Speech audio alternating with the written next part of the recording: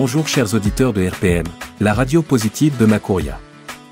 Aujourd'hui, je vais répondre à une question que vous ne vous êtes certainement jamais posée. Pourquoi dit-on « poser un lapin » lorsqu'une personne ne se présente pas à un rendez-vous? L'expression remonte à la fin du XVIIIe siècle et au début du XIXe siècle, et son histoire est aussi amusante que surprenante. Pour bien comprendre, il faut d'abord se pencher sur l'utilisation du mot « lapin » dans le langage courant de l'époque. À ce moment-là, ce mot ne désignait pas seulement l'animal que nous connaissons tous, mais il avait aussi une connotation négative. En effet, poser un lapin signifiait d'abord refuser de payer pour un service promis, notamment dans les relations entre les hommes et les femmes. Au XIXe siècle, dans l'argot parisien, faire un lapin à une fille signifiait profiter de ses charmes sans en assumer les conséquences, c'est-à-dire sans la rémunérer dans le cadre de relations tarifées.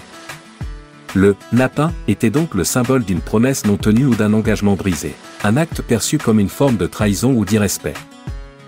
L'expression a évolué avec le temps pour s'élargir à d'autres situations où quelqu'un ne respecte pas un engagement.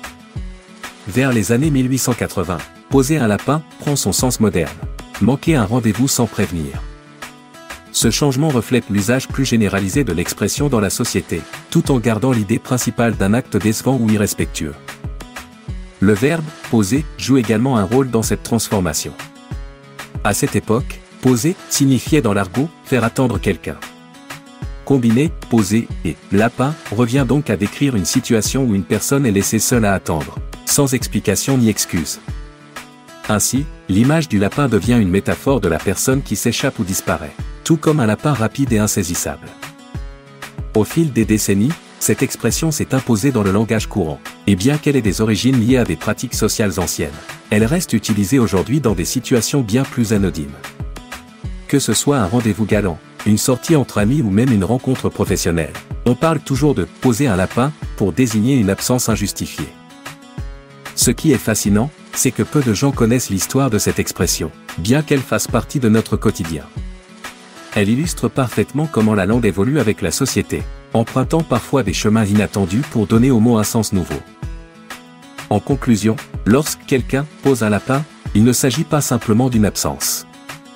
C'est une expression pleine d'histoire qui témoigne de l'ingéniosité et de l'imagination de notre langue.